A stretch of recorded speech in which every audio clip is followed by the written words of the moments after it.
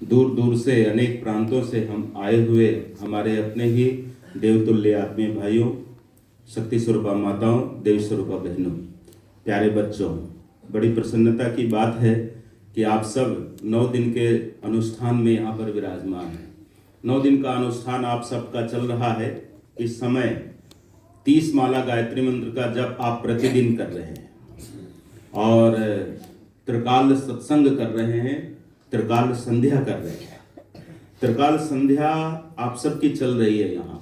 त्रिकाल संध्या किसे कहते हैं? प्रातःकालीन, मध्याह्नकालीन और सायंकालीन जब हम ईश्वर का आराधन करते हैं, ईश्वर का ध्यान करते हैं, उसे त्रिकाल संध्या कहते हैं। वह मंत्र कोई भी हो सकता है। त्रिकाल संध्या आप सब लोग कर रहे हैं। घर पे तो हम लोग लगभग 2 संध्या तो करते हैं। बहनें हमारी जितनी बैठी हैं 2 संध्या तो लगभग करती ही हैं, प्रातःकालीन और सायंकालीन। मध्याह्नकालीन हो भी पाता होगा, नहीं भी हो पाता है ना। तो ये व्यवहारिकता है और यहाँ आप त्रिकाल संध्या कर रहे हैं, त्रिकाल सत्संग कर रहे हैं। भाइयों बहनों, ऐसा अवसर कभी कभी मिलता है। आप में से कई भाई बहन जो न जाने कितनी बार शांति कुंज आए होंगे, ऐसे भी भाई बहन हैं। कुछ तो अपने परिचित भी हैं जो इतनी बार शांति कुंज आए हैं जिनको याद भी नहीं होगा, है ना। और कुछ पहली बार भी आए होंगे। आप सबका ये अनुष्ठान चल रहा है त्रिकाल संध्या और त्रिकाल सत्संग के माध्यम से। ये विशेष समय है आपके लिए। आपके जीवन काल में बहुतों जगह आपने जब तक किया होगा, अनुष्ठान किया होगा, पर ये वाला अनुष्ठान आपके लिए कुछ विशेष होने वाला है। ये हम नहीं कह रहे हैं, ये पूज्य गुरुदेव ने कहा है। आप में से पहली बार यहाँ कौन कौन आए हैं? जरा हाथ उठाइए। क्या बात, 90% लोग पहली बार आए। तो हम आपके हिसाब से बताएंगे।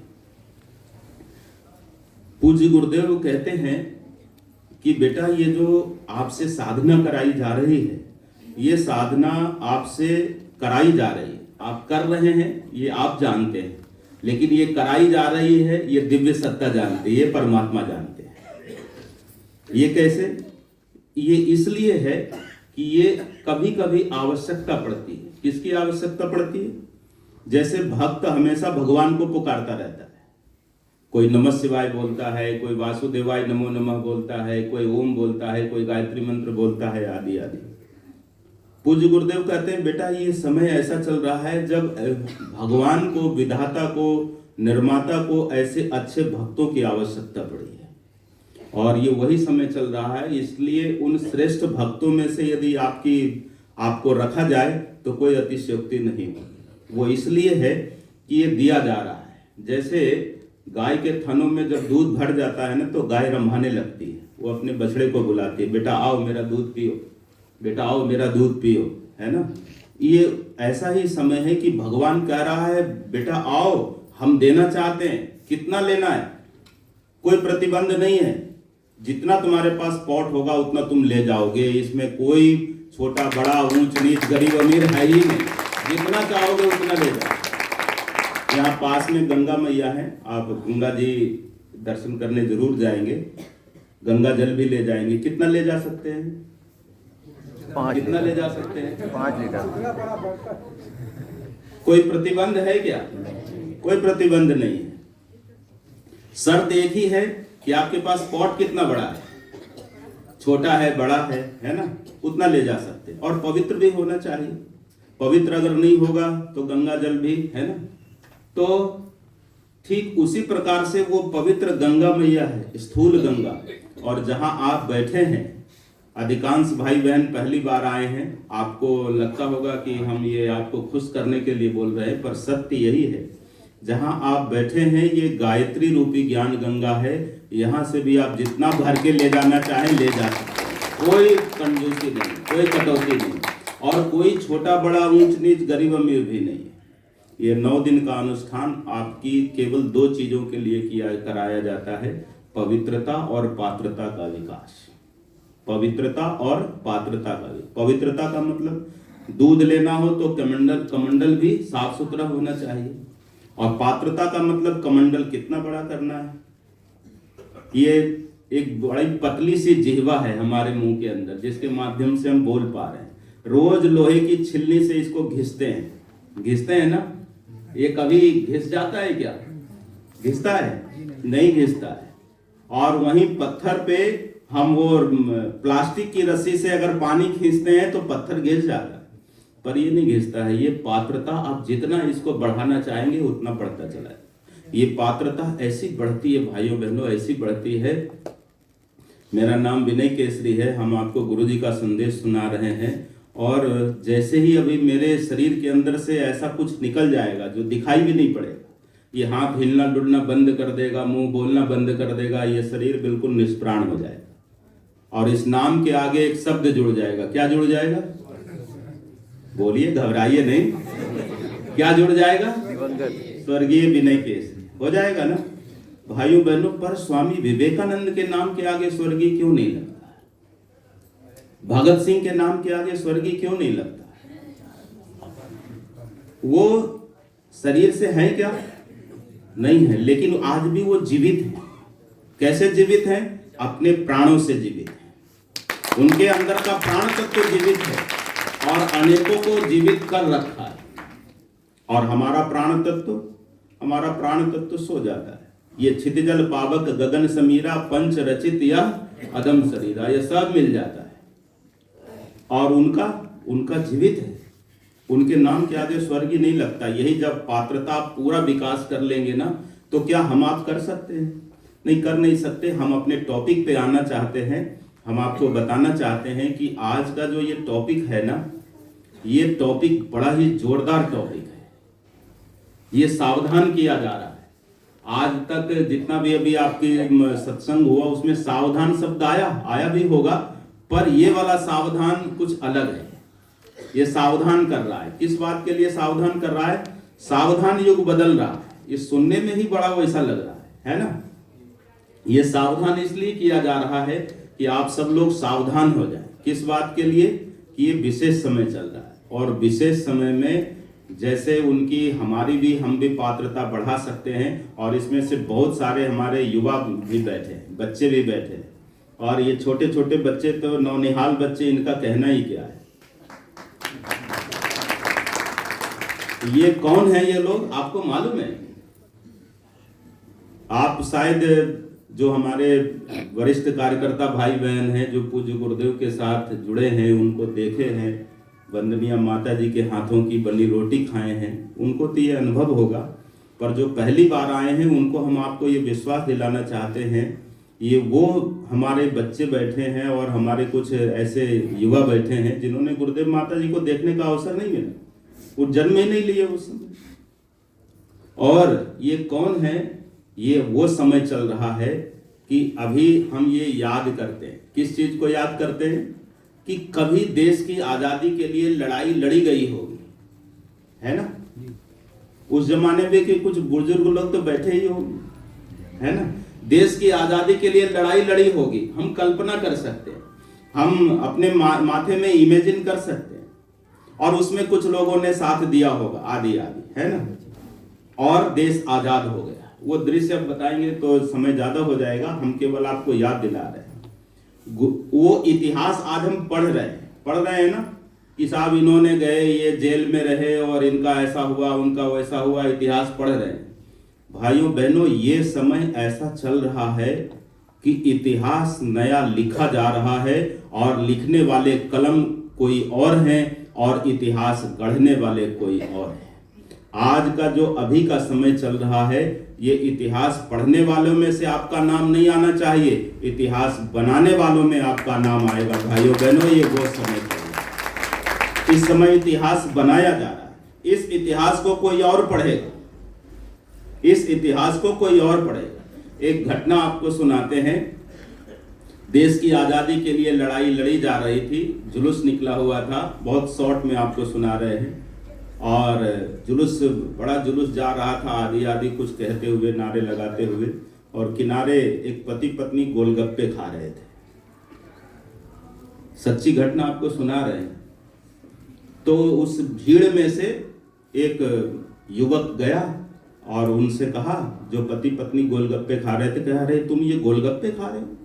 ये गोलगप्पे खाने का समय नहीं है, देश की आजादी के लिए लड़ाई लड़ी जा रही है, चलो शामिल हो जाओ इसमें। कहा नहीं नहीं नहीं, हम अंग्रेजों के डंडे खाने नहीं जाएंगे, हमें नहीं जाना है इसमें।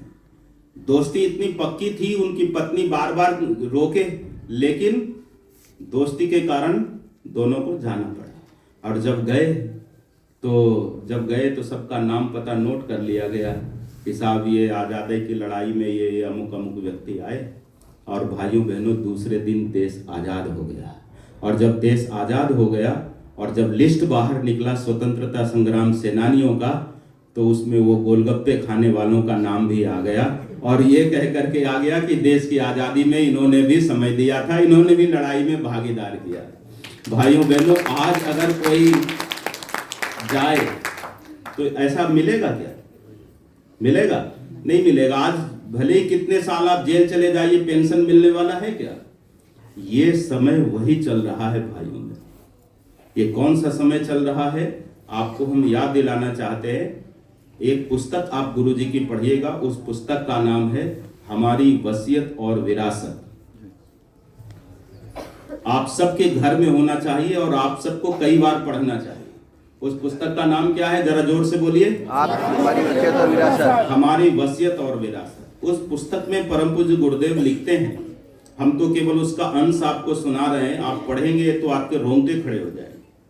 उस पुस्तक में गुरुदेव लिखते हैं कि बेटा, जब से ये सृष्टि बनी है, जब से ये धरती बनी है, जब से ये आसमान बना है, तब से लेकर के आज तक और अब तक जैसा समय अभी चल रहा है, ऐसा समय पहले कभी नहीं आया था। जिस भयंकर समय में हम अभी चल रहे हैं, ऐसा भयंकर समय पहले कभी आया ही नहीं था। तो कौन सा भयंकर समय है? ये समय वो है, आज के कुछ युवाओं को याद भी होगा, ऐसा कभी आपने सुना था? अब बड़े बुजुर्ग भी बैठे हैं, उनको भी ऐसा याद होगा? शायद याद नहीं होगा कि ये जानते हुए भी व्यक्ति ये सोचेगा कि हवाई जहाज में अगर हम लटकेंगे तो क्या होगा, हम बचेंगे कि मरेंगे? मरेंगे। पर फिर भी आदमी लटका और आगे की घटना आप सबको मालूम है। और ये भी मालूम है कि हमारा पवित्र ग्रंथ यदि कहीं संकट में है तो उस ग्रंथ को बचाने के लिए लोगों ने अपने जान की परवाह नहीं की, बल्कि उस ग्रंथ को बचाया और सम्मान भारत लेकर के आया। सही है कि नहीं? ये घटना तो आपको याद है ना? ये वो विशेष समय चल रहा है। अभी ऐसा समय चल रहा है कि जिसमें धरती का कायाकल्प होने वाला है। आपके आंखों के सामने कभी भूकंप आया है? नहीं आया। हमने देखा है भूकंप। हम बैठे हैं नॉर्थ ईस्ट में, हमारी जिम्मेदारी थी उस समय, हम नॉर्थ ईस्ट के इंचार्ज थे और नॉर्थ ईस्ट में बैठे, हम गुवाहाटी में बैठे थे और बैठे भोजन कर रहे हैं और पूरा एकदम हमारे आंखों के सामने धरती यूं यूं हिल रही थी, टंकी बिल्कुल खुली थी, टंकी का पानी यूं यूं हो रहा है, अपने आंखों से देखा। उस समय बताइए आप किसको याद करेंगे? बैंक के खजाने को देखेंगे कि मेरा बैंक बैलेंस कितना है? किसको याद करेंगे? जरा ईमानदारी से बताइए। भगवान। आएगा ना? भगवान की याद कब आती है? हम भी आपके साथ बैठे हैं। नहीं साहब, ये तो बड़े पुजारी होंगे, हमेशा भगवान को याद करते रहते होंगे। नहीं, ऐसा नहीं है। हमारे भी बच्चे हैं, हमारे भी पत्नी है, हमारा भी घर परिवार है, हमारा भी समाज है। ध्यान तो वहां जाता ही है, पर भगवान की याद ईमानदारी से कब आती है? संकट दुख में सुमिरन सब करे। आगे बोलिए। सुख में करे ना जो कोई, सुख में सुमिरन करे दुख काहे को होए। भाइयों बहनों, ये सुख में सुमिरन करे। इसीलिए हमारे परम पूज्य गुरुदेव ने सभी परिजनों से कहा है, बेटा कहीं भी रहो, मिनिमम 3 माला गायत्री मंत्र का जप प्रतिदिन करो। कहा है कि नहीं कहा है? करते हैं कि नहीं करते हैं? जो नहीं करते हैं वो मौन है। करते हैं कि नहीं करते हैं? करना चाहिए। हम आपसे इसलिए बुलवा रहे हैं, करना चाहिए। गुरुदेव ने प्रज्ञा पुराण में एक कथा लिखी है, कहानी लिखे हैं कि एक राजा था और राजा ने ये डंका पिटवा दिया कि सभी लोग अपने अपने घर से 1 कप दूध ला करके इस तालाब में डालेंगे। कितना? 1 कप। 1 कप कितना होता है? बहुत छोटा सा होता है ना। 1 कप ला करके इस तालाब में डालेंगे और जितनी संख्या है तो ये सूखा तालाब दूध से भर जाएगा। और फिर क्या हुआ?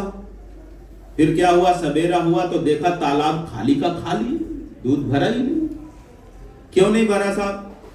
तो सब लोगों ने ये सोच लिया, अरे इतने हजारों लोग डालेंगे और एक हम नहीं डालेंगे तो क्या होगा, और सब यही सोच लिए, तालाब सूखा का सूखा रह गया। भाई हम आपको क्या बताना चाहते हैं, 3 माला गायत्री मंत्र का जब हम नहीं करेंगे तो क्या होगा। ये करोड़ों परिजन गायत्री परिवार के कर रहे हैं, उनके साथ मेरा भी भला हो जाएगा। भाइयों बहनों, ये बात आपका सोचना तो सही है, लेकिन ये भी आपको ध्यान रखना पड़ेगा कि जब पावर वहां से आएगा ना, चुंबक उसी को खींचता है, लोहे को ही। एल्युमिनियम को खींचेगा क्या? नहीं। तो लोहा अगर आप चुंबक अगर है तो लोहा आप रहेंगे तभी तो खींच पाएंगे। तो 3 माला गायत्री मंत्र का जब उस पावर से और उस अभियान से जुड़े रहने के लिए हम आपको ये बताना चाह रहे हैं कि ये जो समय चल रहा है, इस विशेष समय में आपको उस अभियान से जुड़े रहना है। कौन सा मंत्र बोलना है? कौन सा मंत्र बोलना है? मंत्र अनेकों हैं, बहुतों मंत्र हैं, भगवान देवता अनेकों हैं, पर महादेव एक है। मंत्र अनेकों हैं पर महामंत्र एक है। महामंत्र जितने जग माही को गायत्री समना है। ये 3 माला गायत्री मंत्र का जप यदि आप निरंतर करते रहेंगे ना, तो उस पावर स्टेशन से जुड़े रहेंगे। गुरुदेव ने कहा है, बेटा तप हमने कर लिया है और इसका पुण्य तुझे मिलता रहेगा। एक बीच में ये प्रसंग है तो बता देना चाहते हैं। गुरुदेव ने कहा, बेटा आज के लिए प्रासंगिक नहीं है कि लोग घर परिवार छोड़ करके हिमालय की कंदराओं में जाके तप करें, हिमालय की गुफाओं में जाकर के साधना करें, विभिन्न प्रकार की मुद्रा बना करके भगवान को खुश करें। ये आज के लिए उपयोगी नहीं। गुरुदेव कहते हैं कि बेटा आवश्यकता तो है और तप हमने कर लिया। गुरुदेव कहते हैं तप हमने कर लिया। बेटा यदि लोग घर परिवार छोड़ करके थोड़ा सा नियम संयम का पालन करके, थोड़ा सा विधि विधान के साथ ब्रह्मचर्य व्रत का पालन करते हुए यदि व्यक्ति घर परिवार से अलग हो हट करके और इस दिव्य वातावरण में बैठ करके यदि विधि विधान के साथ भक्ति भाव के साथ यदि वो 9 दिन का अनुष्ठान यहाँ भक्ति भाव से कर ले, तो गुरुदेव कहते हैं बेटा जो बरसों तप करने के बाद जो पुण्य मिलता है, हम वो यहाँ 9 दिन में लोगों को दे देते हैं। लोग लेकर के, ये हम नहीं कह रहे, ये गुरुजी ने कहा हुआ है और लिखा है गायत्री महाविज्ञान में। आप जो साधना कर रहे हैं, आपसे मेरा नम्र निवेदन यही है कि यहाँ तो 30 माला गायत्री मंत्र का जप कर रहे हैं, कम से कम 3 माला। इससे क्या हो जाएगा? इससे ये होगा भाइयों बहनों को, जो ये युग बदल रहा है ना, इस युग बदलने में आपका भी एक कण कहीं लग जाएगा। गिलहरी जानती थी कि हमारे इस पूंछ के भिगाने से और रेत को लपेटने से समुद्र का सेतु बनेगा कि नहीं बनेगा, लेकिन वो कहे कि हमारे पास जितनी सामर्थ्य है उतना सामर्थ्य तो हम लगा ही सकते हैं, है ना। हमारे पास जितना सामर्थ्य है उतना सामर्थ्य तो हम लगा ही सकते हैं। और उन्होंने लगाया और आज वो इतिहास में अमर हो गई कि नहीं हो गई। भाइयों बहनों, ये इतिहास बनाने वालों का है। और गुरुदेव ने यहाँ पर एक चीज कहा है, बेटा जैसे छोटे छोटे फूल जब एक धागे में पिरो दिए जाते हैं, हर एक फूल की अपनी खुशबू होती है, हर एक फूल की अपनी सौंदर्य है, अपना सौंदर्य है, और वो जब एक धागे में पिरो दिया जाता है तो वो फूल एक माला बन जाती है, और वो माला जिस किसी के गले में पड़ती है तो उस गले की शोभा बढ़ जाती है। गुरुदेव ने कहा है बेटा हमने उड़ीसा से, बंगाल से, राजस्थान से, गुजरात से, बिहार से और पूरी दुनिया से कौन कौन लोगों को लाया है? छोटे लोगों को, बड़े लोगों को, गरीब को, अमीर को, अधिकारी को, कर्मचारी को, व्यवसायी को, उद्योगपति को, नेता को, कलाकार को, वैज्ञानिक को, सबको लाया। इस गायत्री परिवार में सब लोग जुड़े हैं और सबको एक धागे में पिरो दिया और उस धागे का नाम रखा गायत्री परिवार। और जो भी इस गायत्री परिवार में जुड़े हैं वो इस गायत्री परिवार के एक सम्मानित सदस्य है कि नहीं? सम्मानित सदस्य। भाइयों बहनों, आप ये गायत्री परिवार वो नहीं है कि केवल माला जप रहे हैं। ये गायत्री परिवार वो भी है, खबरदार नशा करोगे तो इसका परिणाम क्या होने वाला है ये बताने का काम यदि कोई हिम्मत और साहस के साथ कर रहा है तो उसका नाम गायत्री परिवार है। भाइयों, अगर कोई ये कहता है कि ये जो चौराहे पर पोस्टर लगा हुआ है, ये एक तरफ तो हम ये कहते हैं ये आदेवी सर्वभूतेषु मातृरूपेण संस्थिता, प्रज्ञा रूपेण संस्थिता, दुर्गा रूपेण संस्थिता, भगवती रूपेण संस्थिता, ना जाने जितना मंत्र बोलना हो। और फिर नमस्तस्यै नमस्तस्यै नमस्तस्यै नमो नमः। और ये मंत्र जब हम पाठ करते हैं और वहां पर जब कोई अगर ऐड दिया जाता है, कोई कुछ होता है, तो वहां पर विज्ञापन की वस्तु अगर कोई बनती है तो वो नारी बनती है। तो हमारे गायत्री परिवार के लोग कहते हैं खबरदार ये पोस्टर यहाँ नहीं लगेगा, यहाँ लगेगा तो अच्छा पोस्टर लगेगा जिसे देख करके लोगों के मन में पवित्रता आए। ये क्रांति अगर कोई करता है तो उस क्रांति का नाम है गायत्री परिवार। सही कह रहे हैं कि गलत? बिल्कुल, ये 1% नहीं 100% सत्य है। गुरुदेव ने आपको दिखाया है, ये आईना देखिए। अभी तो हम आपको आईना दिखा रहे हैं, उस जमाने को याद करिए जो हम सब लोगों ने, हमारे से सीनियर कार्यकर्ताओं ने देखा है, और इसमें से भी कुछ लोग ऐसे होंगे। आप जरा वो जमाना याद करिए जब परम पूज्य गुरुदेव का दर्शन हुआ दादा गुरुदेव के साथ। कब हुआ था? 18 जनवरी 1926 में बसंत पर्व के दिन। और दादा गुरुदेव जब आए, दिव्य प्रकाश कमरे में छा गया, तो पूज्य गुरुदेव थोड़ा भयभीत से हुए। वो एक छाया पुरुष दिखाई पड़ा। उन्होंने कहा बेटा घबराओ मत, मैं तुम्हारा गुरु हूं। आप हमारे गुरु कैसे हो सकते हैं? हमारे गुरु तो पंडित मदन मोहन मालवीय जी, उन्होंने हमें मंत्र की दीक्षा दी। नहीं बेटा, हम तुम्हारे कई जन्मों के गुरु हैं, विश्वास नहीं होता तो आंख बंद कर। और गुरुदेव को 3 जन्मों का पूरा प्रारूप दिखा दिया। और दिखाने के बाद जब पूज्य गुरुदेव को ये विश्वास हुआ नहीं ये तो सही है, तो गुरुदेव ने किसी से पूछा नहीं, किसी से परामर्श नहीं किए, किसी से सलाह लेने नहीं गए कि अब हम क्या करें, हमारे गुरु आए ना। तुरंत उन्होंने कहा करिष्ये वचनम तव, जो आप कहेंगे वही मैं करूंगा। किसी से पूछा नहीं। और उसी समय संकल्प लिया, मनुष्य में देवत्व का उदय और धरती पर स्वर्ग का उदय। और इसके लिए उन्होंने अभियान चला दिया। कौन सा अभियान? देव संस्कृति के निर्माता यज्ञ पिता गायत्री माता। अब जैसे ही गायत्री माता और यज्ञ पिता का नाम आया तो सारे पुरोहित, पंडित, पुजारी सब एकदम चौकन्ने हो गए, उनके कान खड़े हो गए। ये कोई पंडित श्री राम शर्मा आचार्य जी हैं जो महिलाओं को गायत्री मंत्र बोलने के लिए कह रहे हैं, ये तो सबको यज्ञ करने के लिए कह रहे हैं, ये कैसे हो सकता है? ये तो शास्त्र विरुद्ध है, ये तो शास्त्र के सम्मत नहीं है। आदि आदि वो जमाना आप में से शायद सुने होंगे या देखे होंगे, पता नहीं। हम लोगों ने तो सुना है, देखे नहीं है। लेकिन ये अरे साहब महिलाएं गायत्री मंत्र का जप करेंगी तो बड़ा अनिष्ट हो जाएगा, आदि आदि। और पूज्य गुरुदेव क्या किए? उनको सुनते रहे, सुनते रहे। और काम क्या किए? काम कैसा किए मालूम है? काम वो वाला किए परम पूज्य गुरुदेव, जैसे आप गंगा में जा करके देखिए तो मछली क्या करती है? धारा को चीर करके उल्टी दिशा में चलती है, धारे को चीर करके उल्टी दिशा में चलती है। गुरुदेव सबकी सुनते रहे, करे किए अपने मन के। पहले गुरुदेव, दादा गुरुदेव के निर्देशानुसार उन्होंने जब तप कर लिया, और करने के बाद वो सब अपनी ताकत बढ़ाए, अपनी ऊर्जा बढ़ाए। और सबसे पहली दीक्षा परम पूज्य गुरुदेव ने किनको दी? माता जी। क्या बात है, जोर से बोलिए। माता जी को, वंदनीय माता जी को। और वंदनीय माता जी को दीक्षा दिए। और दीक्षा देने के बाद कहा अच्छा बहनें भी गायत्री मंत्र बोल सकती है। और बहनों को गायत्री मंत्र बोलने का वहां से क्रम प्रारंभ हुआ।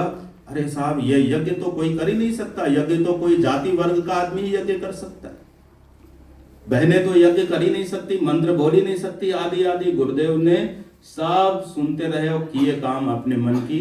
आज वो समय, वो जमाना आज दिखाई पड़ रहा है कि आज कोई ये कहने की हिम्मत नहीं कर सकता कि बहनों को गायत्री मंत्र नहीं बोलना चाहिए। ये कितनी बड़ी क्रांति।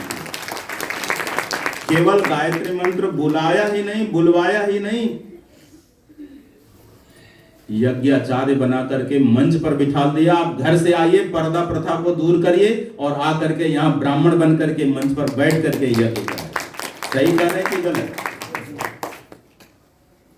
ये कितनी बड़ी क्रांति। एक जगह हम गए थे, आज से करीब हो गया होगा 20-25 साल पहले, तो वहां इतना अच्छा कुंड, इतनी अच्छी तैयारी, 108 कुंडी यज्ञ है, बहुत भीड़ है। सच्ची घटना आपको सुना रहे, बहुत भीड़ है।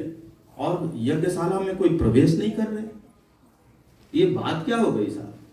तो हमने अपने ऑर्गेनाइजर को बुलाया और पूछा कि बात क्या है भाई, ये हम लोग इतना मंच से अनाउंस कर रहे हैं, कोई यज्ञ करने।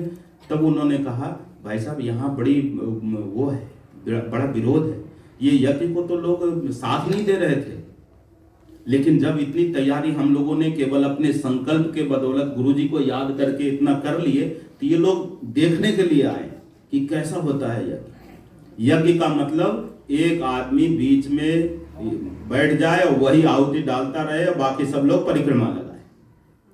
तो यहाँ तो ये सभी जाति के लोग हैं और यहाँ तो ये भाव है कि तो जो ब्राह्मण है वही आ सकता है। हमने कहा अच्छा ऐसी बात है।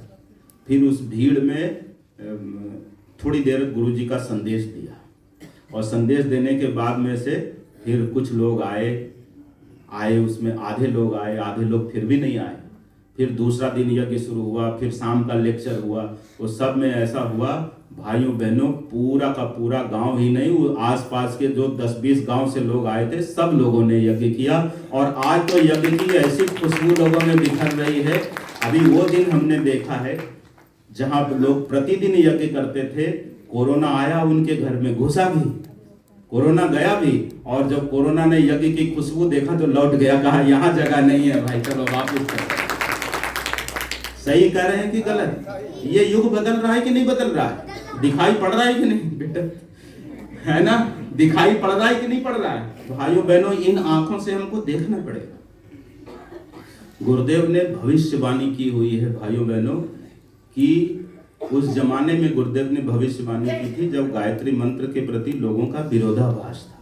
तब गुरुदेव ने कहा था, उसी समय ये गुरुदेव की भविष्यवाणी थी कि बेटा एक जमाना ऐसा आएगा, एक जमाना ऐसा आएगा जब हिंदू, मुस्लिम, सिख, ईसाई सभी, छोटा बड़ा, ऊंच नीच, गरीब अमीर, सब लोग अपने उसको भुला करके, एक समय ऐसा आएगा जब सब लोग अपने जाति, धर्म, वर्ग विशेष को भुला करके और लाल मसाल के नीचे खड़े हो जाएं और सब लोग एक स्वर से गायत्री मंत्र बोलने लगे। तो आश्चर्य मत करना, यह दिन अवश्य आएगा और वो अब आ चुका। ये क्रांति है कि नहीं? युग बदल रहा है कि नहीं बदल रहा है?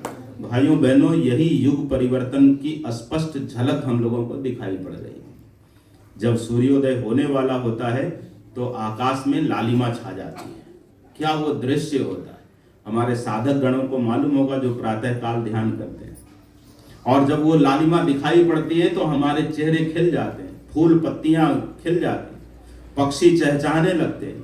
भाइयों बहनों, ये वही समय चल रहा है जब कलयुग की कालिमा जाने वाली है। आप माने अथवा ना माने, ये होकर के रहेगा। ये किसी पागल ने नहीं कहा है, ये भगवान महाकाल ने कहा है। ये किसी व्यक्ति की योजना नहीं है, ये स्वयं दैवी योजना है, भगवान की योजना है। कोई रोक नहीं पाएगा। 21वीं सदी उज्जवल भविष्य है तो है, 21वीं सदी उज्जवल भविष्य है तो है, ये होकर के रहेगा। इसलिए आपसे निवेदन है कि इस बदलते हुए समय में आपको भी थोड़ा बदलने की आवश्यकता है कि नहीं?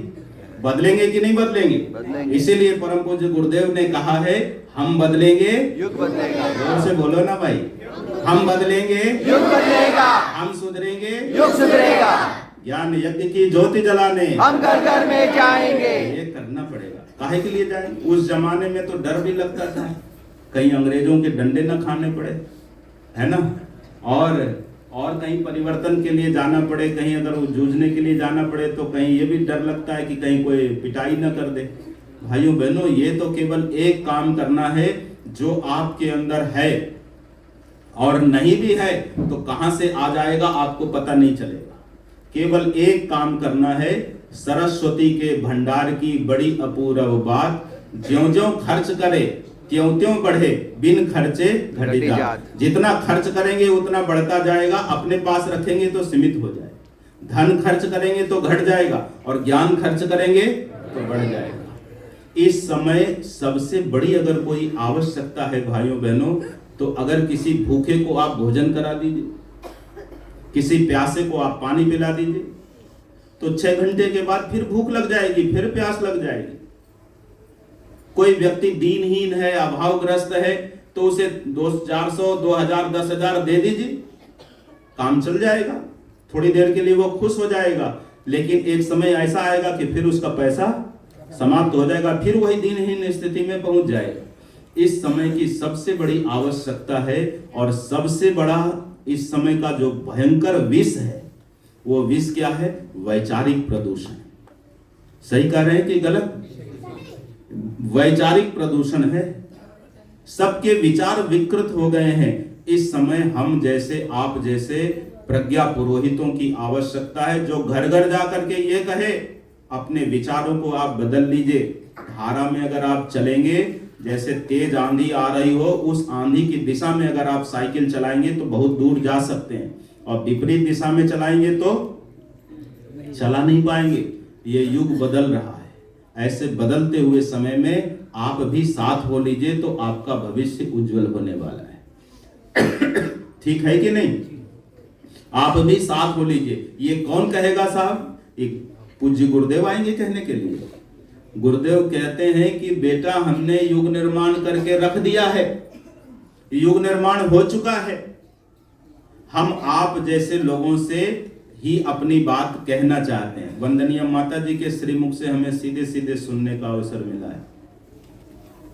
वंदनीय माता जी बोली, बेटा हमारे लाखों बच्चे हैं, आपके काम की जो है मैं आपको वो सुना रहा हूं। बेटा हमारे लाखों बच्चे हैं, मैं करोड़ों भुजाओं से काम करती हूं। वो करोड़ों भुजा कौन है? वो करोड़ों भुजाओं में से भाइयों बहनों बड़े गर्व से कह सकते हैं कि उसमें एक भुजा हमारी भी है और हम उसके एक सम्मानित सदस्य, हमारी भी एक भुजा। ठीक है कि नहीं? ये है एक भुजा। ये वंदनीय माता जी के श्रीमुख से हमने सुना है और आज भी वही सत्य है। पूज्य गुरुदेव कहते हैं, बेटा आप जाओ तो केवल हिम्मत तो करो थोड़ा सा, देखो शक्ति कहां से आएगी। आप कितना पढ़े हैं, कितने बड़े अधिकारी हैं, ये महत्व की बात नहीं है। महत्व की बात यह है कि पूज्य गुरुदेव के प्रति आपकी श्रद्धा कितनी है। यदि आपकी श्रद्धा है तो भगवान आपको उच्च शिखर पर पहुंचा देगा भाइयों बहनों, और आप कल्पना नहीं कर। ठीक है कि नहीं? श्रद्धा और समर्पण अगर ये है तो पूज्य गुरुदेव का आशीर्वाद आपको ही मिलने वाला है। इसके लिए केवल युग बदलते हुए को हमें संदेशा देना है। अगर कोई ये सोच ले कि मुर्गा जब बांग लगाता है तभी सवेरा होता है, तो ये तो उसकी मूर्खता है कि नहीं? सत्य ये है कि जब सवेरा होने वाला होता है तब मुर्गा बांग लगाता है। ये आप जोर जोर से कह सकते हैं युग बदलने वाला है, युग बदल रहा है, सावधान हो जाओ, नवयुग आता है। ये हमारे गुरुदेव ने कहा है, केवल आप इतना बोल दीजिए। ये बोलने की क्षमता आपके अंदर है, पर उसको दबा के मत रखिए। थोड़ा सा समय निकालिए और लोगों को जाकर के ये चेतावनी दे दीजिए कि साहब ये जमाना बदलने वाला है। अरे साहब अभी तो थक करके आए हैं शांति कुंज से, अभी थोड़ा 2 दिन आराम कर लेंगे, तो 2 दिन के बाद तीसरा दिन फिर आप सुस्त पड़ जाएंगे, और चौथे दिन फिर कहीं बीमार पड़ जाएंगे, और फिर कहीं कुछ हो जाएगा, फिर कहीं कुछ हो जाएगा। गुरुदेव कहते हैं, बेटा चरई वेती चलते रहो, चरई वेती थोड़ा थोड़ा चलते रहो। और यदि आप थोड़ा थोड़ा भी करेंगे तो गुरुजी आपको इतना उछाल देंगे कि आप कल्पना नहीं कर सकते। आप उछलने का कोशिश करिए। केवल यहां से ये सोच करके जाइए कि हम युग बदलने वालों में मेरा नाम आना चाहिए। नहीं साहब, ताली बजाने वालों में मेरा नाम नहीं आना चाहिए। ताली तो हर कोई बजा देता है। ताली बजाने से क्या मिलता है? भाइयों बहनों, संकल्प आना चाहिए, इन भुजाओं में शौर्य होना चाहिए। गुरुदेव ने कहा है, वही व्यक्ति जीवित है, वही व्यक्ति जीवित है जिसका रक्त गर्म हो। ध्यान से सुनिएगा, याद भी होगा आप। वही व्यक्ति जीवित है जिसका रक्त गर्म हो, मस्तिष्क, जोर से बोलिए, मस्तिष्क पुरुषार्थ प्रखर हो और हृदय कोमल हो। वही व्यक्ति जीवित है। और ऐसे जीवित का प्रमाण हमारे गायत्री परिवार में अनेकानेक मिलते हैं। 84 साल के व्यक्ति जब दौड़ लगाते हैं और उनके दौड़ को देख करके हम आंखें खोल करके देखते रह जाते हैं, पलक नहीं झपक पाती है साहब। इतने बुजुर्ग आदमी एकदम 3 मंजिल कैसे धड़धड़ा के चढ़ गए। और आज वहीं 28 साल का व्यक्ति सोचने लगता है, साहब 28 साल का बुढ़ा भी दिखाई पड़ता है और 84 साल का जवान भी दिखाई पड़ता है। ये गायत्री परिवार की विशेषता। आप कौन से श्रेणी में आना चाहते हैं? ये आपके ऊपर निर्भर करता है। सत्संग आपने बहुत कर लिया है ना, अब सत्संग करने के बाद इसका परिणाम क्या है? सत्संग करने का मतलब यही है कि गुरुदेव ने जो आपको दिया है, ये तप की पूंजी और पुण्य का अंश आपको गुरुदेव का इतना मिलेगा भाइयों बहनों कि आप कल्पना नहीं कर सकते। ये सब कह करके हम आपको खुश करना नहीं चाहते, केवल आप करेंगे तो आपको मिलेगा। आप करके देखिए। आप में से ऐसे कोई भाई बहन है जो क्षेत्र में दीप यज्ञ कराते रहे, जन्मदिन संस्कार और ये सब मनाते रहे? अच्छा ये बताइए, जो हाथ उठाए हैं थोड़ी देर हाथ उठाए रखिए, हम सही बोल रहे हैं कि गलत हैं? सही। गुरुदेव का आशीर्वाद की अनुभूति होती है कि नहीं होती है? होती है। अरे साहब गुरुजी तो है नहीं, अब गुरुजी है नहीं, गुरुदेव हर किसी के दिल में बैठ गए भाई। अरे वो तो एक हनुमान जी रहे होंगे जिन्होंने सीना चीर करके दिखा दिया मेरा भगवान हमारे अंदर है, और गायत्री परिवार के करोड़ों परिजन ये कहते हैं मेरा श्री राम मेरे अंदर है। भाइयों बहनों, ये है परम पूज्य गुरुदेव। गुरुदेव कहते हैं बेटा हम हर किसी के दिल में बैठ करके और ये काम करा लेंगे, और आज वही काम चल रहा है। कहीं हम ऐसा न हो जाए कि पास में पड़ोस में आग लगी हो और उस समय हम भोजन कर रहे हो तो हम कहीं ये आलस, अरे कोई बात नहीं, अभी तो 25 घर उधर है, जलने तो अच्छा है, बहुत हमको गाली दिया था, ठीक है जलने दो। अरे भाइयों बहनों, गाली दिया होगा तो दिया होगा, अगर आप थोड़ा आलस्य करेंगे तो वो आग की लपट आपके भी घर आएगी और आपको भी जला डालेगी। आप उस समय भोजन करना बंद कर दीजिए, भोजन को छोड़ दीजिए और लोटा बाल्टी लेकर के जल लेकर के दौड़िए, उस आग को बुझाइए। ये हमारा धर्म कहता है। ये इस समय का धर्म क्या है? यही है। आपको मालूम है ना, जब लक्ष्मण जी मूर्छित हो गए थे तो हनुमान जी महाराज क्या किए? सुषेण वैद्य को उठा करके ले आए ले आए, और जब सुषेण वैद्य ने कहा आपको विश्वास कैसे होता, मैं तो आपके शत्रु पक्ष का आदमी हूं, मैं तो शत्रु पक्ष का वैद्य हूं, तो प्रभु श्री राम ने याद दिलाया कि वैद्य का धर्म क्या होता है, डॉक्टर का, चिकित्सक का धर्म क्या होता है। और जब उनको वो प्रेम दिखाई पड़ा, प्रभु श्री राम का आशीर्वाद जैसा मिला, तो सुषेण वैद्य उनके भी बिल्कुल क्या कह सकते हैं, उनके भी सेवक बन गए और उन्होंने कहा, उत्तर दे दिया और सब मालूम हो गया। ठीक है कि नहीं भाइयों बहनों? ये क्या है?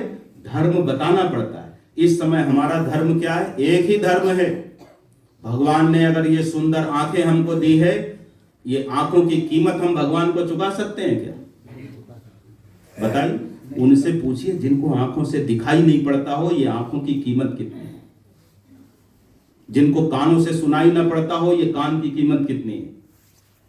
जिनके हाथ पैर काम नहीं करता, उनसे पूछिए हाथ पैर का कीमत कितना है।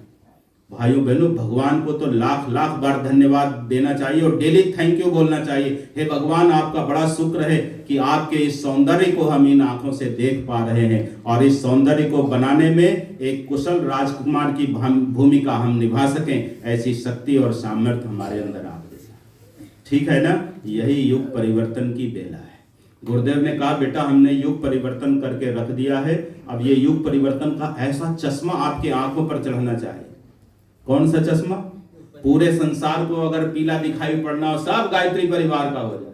हम जब ट्रेन में चलते हैं, सफर करते हैं, तो अगर हम कहीं अकेले हो रहे होते हैं तो हमारे मन में अंदर अंदर लगता रहता है कि अगर कोई गायत्री परिवार का आदमी मिल जाता तो कितना अच्छा होता। एक व्यक्ति ने कहा कि साहब आप गायत्री परिवार के हैं, आप पहचाने कैसे हमको, आप हमको पहचाने कैसे? तो कहा क्या बताऊं, पहचान तो लिए कि ये गायत्री परिवार वाले ही, और हम बिना कोई संकोच से आपसे पूछ लिए कि आप लगता है गायत्री परिवार के। कहा ठीक है गायत्री परिवार के तो हम हैं, लेकिन आप पहचाने कैसे? तो कहा कि बता दें आपको। आप बताइए बताइए कैसे पहचाने? तो उन्होंने कहा कि ये जो आप धोती पहने ना सफेद वाली, ये धोती वाला जो ये पट्टा होता है ना, ये केवल गायत्री परिवार वाले ऐसा पट्टा पहनते हैं, और सब अपने अपने तरीके से पहनते हैं, इसी से पहचान ले। अरे हमारे बहुत प्रकार की पहचान, हमारी वाणी से लोग पहचान लेंगे कि ये गायत्री परिवार है। हम आपको क्या बताना चाहते हैं, हमारे जब हम इस गायत्री परिवार का काम करेंगे, गुरुदेव का नाम अपने हृदय में रखेंगे, तो हमारे चेहरों से, हमारे भुजाओं से, हमारी वाणी से एक आभा निकलती है, एक खुशबू निकलती है। एक होता है रात रानी का वृक्ष, आपने नाम सुना है ना? उसके आसपास से जैसे ही गुजरेंगे तो क्या होगा, बड़ी खुशबू आती। तो भाइयों बहनों, गायत्री परिवार के लोगों के दिल से खुशबू निकलती है और वो खुशबू प्रेम और प्यार की खुशबू होती है। इसी की लोगों को आवश्यकता है आज के दिन में। यही सबसे बड़ी संजीवनी है कि नहीं? यही संजीवनी है। आज लोगों को पैसा दे दीजिए, आज लोगों को साधन दे दीजिए, वो सब ठीक है थोड़ी देर के लिए, लेकिन आदमी प्यार का भूखा है। ये प्यार बांटने वाला कोई नहीं है। और ये प्यार बांटने की कला और ये प्यार को बढ़ाने की कला पूज्य गुरुदेव और वंदनीय माता जी से हम आप भाई बहनों ने सीखा है।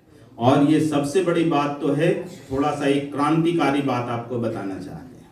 वो क्रांतिकारी बात ये है भाइयों बहनों कि इस समय जो सबसे बड़ी क्रांति करने की आवश्यकता है, जो पूरी दुनिया के लोग कह रहे हैं, भारत की अगर सबसे बड़ी पूंजी है तो वो कौन सी पूंजी है, जरा बताइए। भारत की सबसे बड़ी पूंजी है तो कौन सी पूंजी है? युवा शक्ति। युवा है। भारत की अगर सबसे बड़ी पूंजी है तो वो युवा शक्ति है।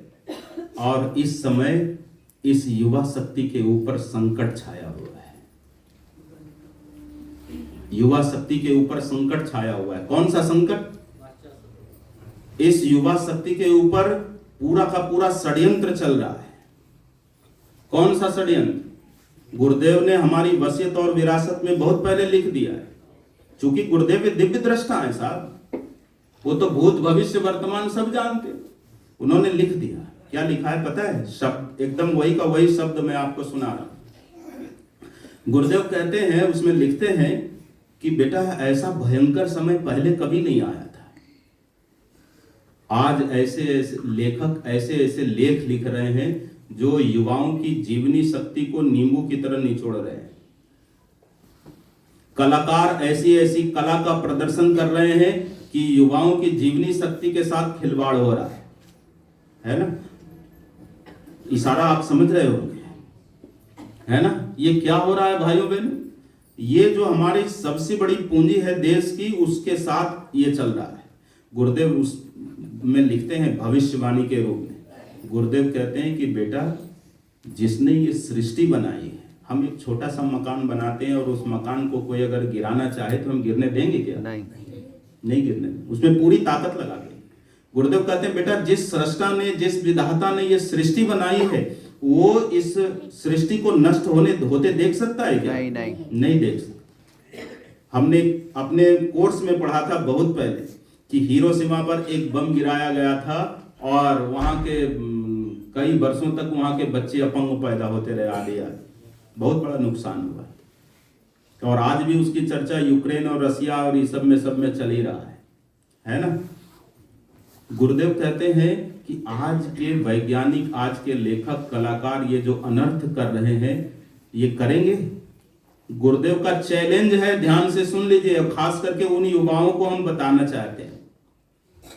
ये गुरुदेव का चैलेंज है। उन्होंने कहा है कि बेटा वो कर नहीं पाएंगे, जो अनर्थ कर रहे हैं वो कर नहीं पाएंगे। कैसे नहीं करेंगे? वो तो मनमानी कर ही रहे हैं। गुरुदेव एक पुस्तक लिखते हैं, उस पुस्तक को आप पढ़ेंगे। उस पुस्तक का नाम है समझदारों की ना समझी, समझदारों की ना समझी। उसमें गुरुदेव बहुत कुछ लिखते हैं, आपको हंसी भी आएगी, है ना? तो गुरुदेव उसमें भविष्यवाणी करते हैं हमारी वसीयत और विरासत में कि बेटा जो अनर्थ कर रहे हैं वो कर नहीं पाएंगे। समय रहते वो अपनी दिशा बदल लेंगे। समय रहते वो अपनी दिशा बदल लेंगे। और कुछ लोगों ने ठीक भी कर लिया है। आज तो कई लोग, लेखक, कलाकार, ये लोग भी अब ये कहते हैं ना, इसका ऐड हम नहीं करेंगे, इसका ऐड अब हम नहीं करेंगे, है ना? और गुरुदेव कहते हैं बेटा अगर फिर भी नहीं माने तो गुरुदेव कहते हैं अंतरिक्ष में हम ऐसा वातावरण बना देंगे कि वो मजबूर हो जाएंगे अपनी दिशा बदलने के लिए। और फिर उसमें गुरुदेव लिखते हैं कि बेटा अगर फिर भी नहीं बदले तो गुरुदेव एक लाइन में समाधान देते हैं। क्या कहते हैं? महाकाल अपना काम करेगा। बस, महाकाल अपना काम करेगा। और ये महाकाल का तांडव नृत्य चल रहा है। क्षण भर में क्या से क्या हो सकता है भाइयों बहन। इन्हीं आंखों से देखने का अवसर मिला जब यहाँ केदारनाथ की सुनामी का जब आपने देखा, क्या क्षण भर में क्या से क्या हो जाता है। महाकाल का रौद्र रूप चल रहा है। वो पुस्तक आप पढ़ेंगे, महाकाल और युग प्रत्यावर्तन प्रक्रिया, उसमें गुरुदेव ने डिटेल में लिखा है।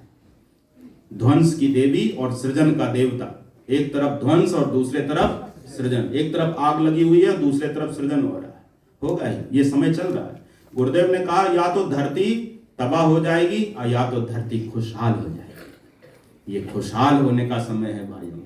हम खुशहाली लाने वालों में अपना नाम लिखाएंगे कि तबाही वालों में अपना नाम लिखाएंगे। वैज्ञानिक अध्यात्मवाद को चुनौती है, चैलेंज है गुरुदेव का। ये जो आज से हम लोग उस जमाने को याद करें जिस जमाने में मोबाइल नहीं था, है ना, जिस जमाने में मोबाइल नहीं था, एक विवाह का कार्ड भेजना होता था तो एक मैसेंजर भेजना पड़ता था। और आज खर्च में बचत हुई कि खर्च बढ़ गया? व्हाट्सएप कर दिए हैं, इसी को निमंत्रण मान लीजिएगा और आशीर्वाद देने जरूर आइएगा। कार्ड भेजने की जरूरत नहीं है ना। ये एक तरफ विज्ञान की ये देन है और दूसरी तरफ एक ओल्ड युग की बात बताते हैं आपको। 3 दिन के लिए हम कहीं घर से बाहर जाते थे तो पड़ोसियों को कह करके जाते थे, बहन हम 3 दिन के लिए बाहर जा रहे हैं, हमारे घर में थोड़ा दिया बाती कर देना, हमारे घर का देखभाल कर लेना, ठीक है ना। और आज घर में भी बैठे हैं तो भाई भाई में भी तालेबाजी है। खबरदार मेरी ओर देखना भी मत, है कि नहीं? बताइए प्रेम बढ़ा है कि घटा है? प्रेम बढ़ा है कि घटा है? विज्ञान के क्षेत्र में तो हमने बहुत प्रगति कर लिया था, कर लिए कि नहीं कर लिए? अब उसका एग्जाम्पल हम यहाँ नहीं देना चाहते। और दूसरी ओर ये भी देख लीजिए, टेक्नोलॉजी बहुत बड़ी है, हॉस्पिटल्स बहुत बड़े हैं, डॉक्टर्स की संख्या बढ़ी है, बीमारियां घटी है कि बढ़ी है? जोर से बोलिए। बड़ी है। आज जितने हार्ट अटैक हो रहे हैं इससे पहले होते थे क्या? नहीं। इसकी संख्या में बढ़ोतरी क्यों हो गई? आज जितना हम गुस्सा करते हैं इससे पहले गुस्सा करते थे क्या? बोलिए। नहीं। भाइयों बहनों ये क्या चल रहा है? ये अंतरिक्ष में ये परिवर्तन का चक्र चल रहा है। अब हमको ये देखना है कि ये रास्ता सृजन की ओर जा रहा है, ये रास्ता विनाश की ओर जा रहा है। हमें किधर जाना है? आपको क्यों सुनाया जा रहा है? क्योंकि आप अब सामान्य आदमी नहीं है। ध्यान दीजिए, आप अब सामान्य इंसान नहीं है। फिर आप कौन है? आप कौन है? आप कौन है? अगर आपसे ये पूछा जाए आप कौन है, आपका परिचय क्या है, तो आप क्या बताएंगे?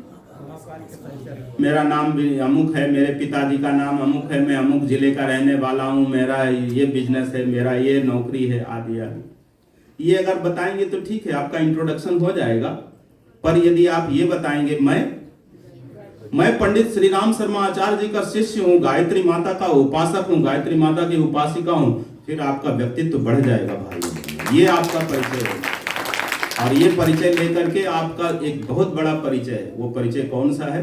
वो परिचय ये है जो आप दुपट्टा डाले। हम कौन है? गुरुदेव ने कहा बेटा हम सबको ब्राह्मण बना देंगे।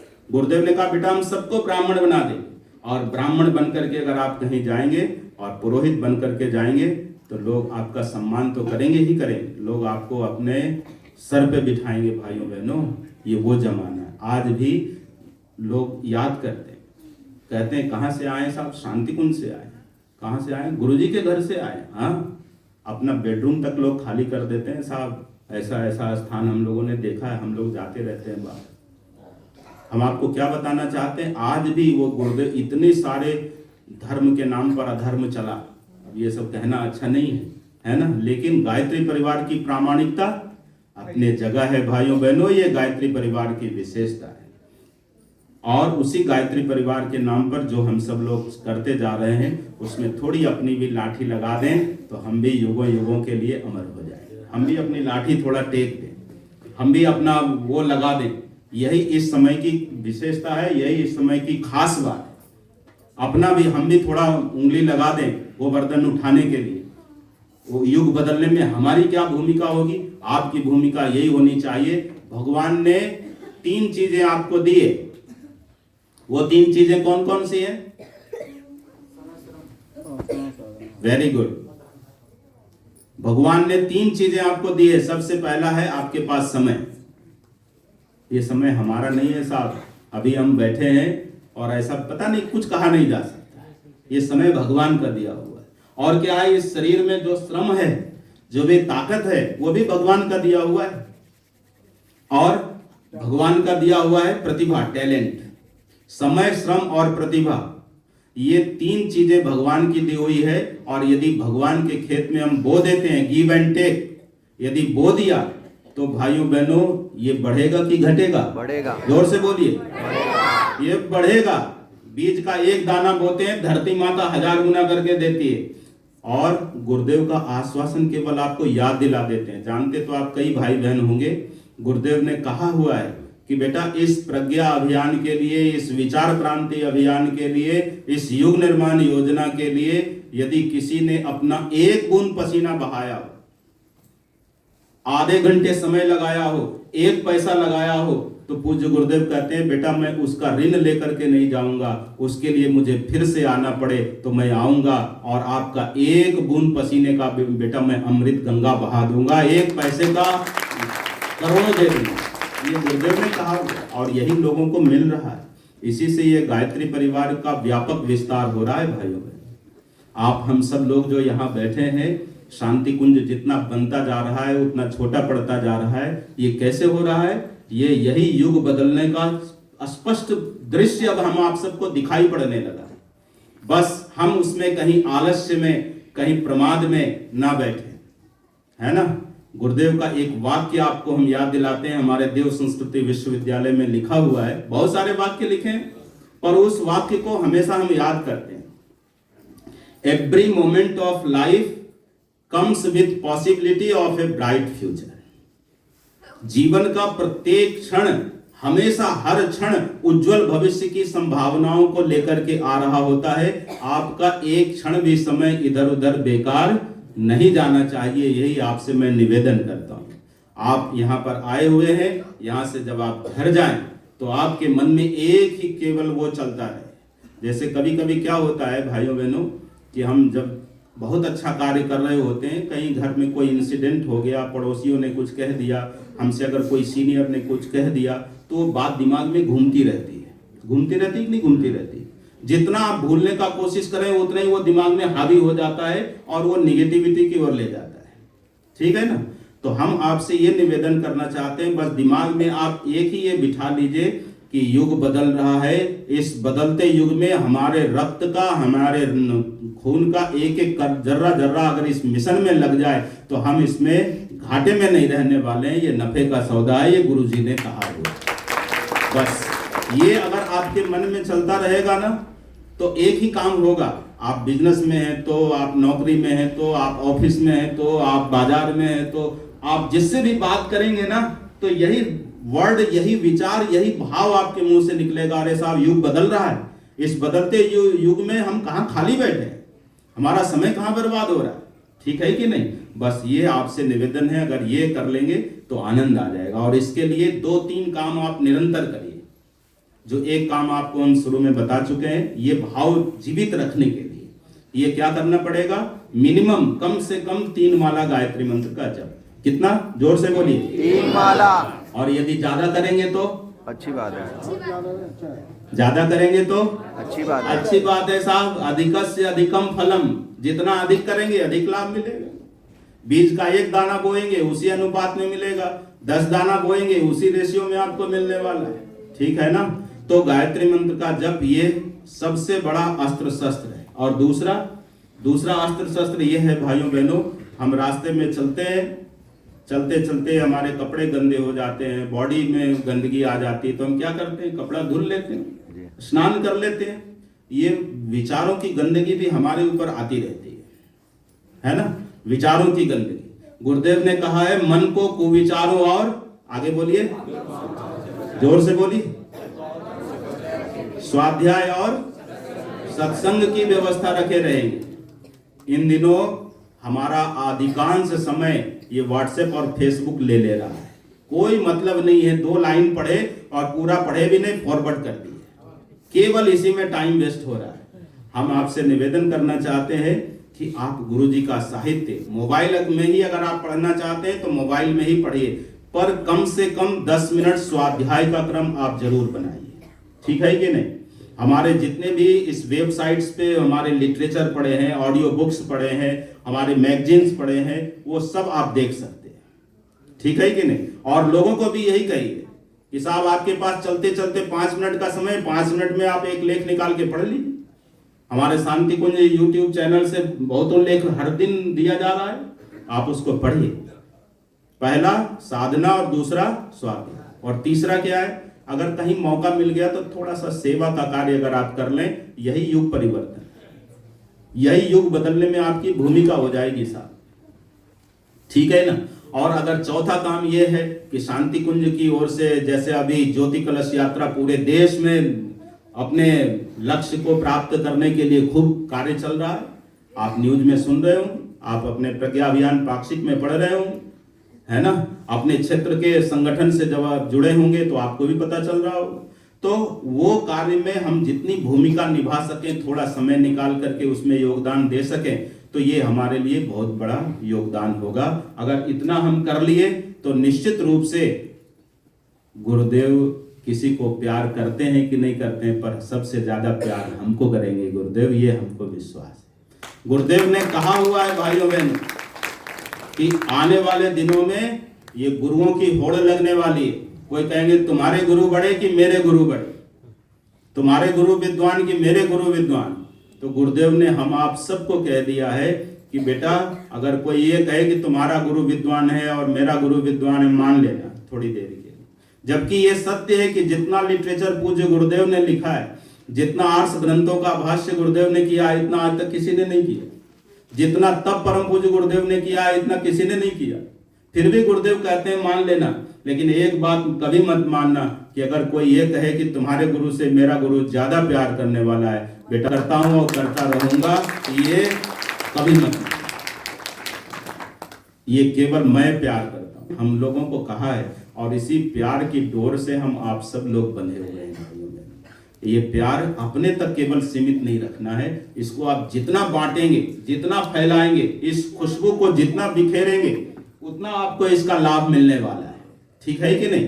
बस यही आपसे विनम्र निवेदन है। इस बदल रहा है कि इस कड़ी में थोड़ा सा निवेदन करने का हमने प्रयास किया है। यही इतना पर्याप्त नहीं है, ये तो हमने निवेदन, आप जो साहित्य का हमने नाम बताया, जो पुस्तक का नाम बताया, उस पुस्तक को आप पढ़ेंगे तो बहुत कुछ आपको मिलने वाला है, ठीक है कि नहीं।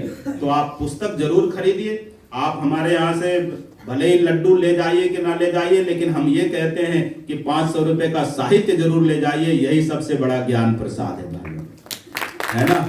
और इसे आप लोगों को जाकर के दे के आइए, बांट के आइए, यही सबसे बड़ा सेवा धर्म है। इस समय वैचारिक प्रदूषण को दूर करने का हमारा यही एक माध्यम है, ठीक है ना। बस आप सबको बहुत बहुत धन्यवाद। कमर सीधी करके बैठे, शांति पाओ। ओम शांतिरंतरिक्षगं शांतिः पृथिवी शांतिरापः शांतिरोषधयः शांतिः वनस्पतयः शांतिर्विश्वे देवा शांतिर्ब्रह्म शांतिः सर्वं शांतिः शांतिरेव शांतिः सामा शांतिरेधि। ओम शांति शांति शांति सर्वारिष्ट सुशांतिर्भवतु। बोले वेद माता गायत्री की, परम पूज्य गुरुदेव जी की, परम वंदनीय माता जी की, शांति कुंज हरिद्वार की, ज्ञान यज्ञ की ज्योति जलाने नित्य सूर्य का ध्यान करेंगे, नित्य सूर्य का ध्यान करेंगे। 21वीं सदी वंदे वेद मातरम, वंदे देव मातरम, वंदे विश्व मातरम। आप सभी भाई बहनों को सादर प्रणाम, धन्यवाद।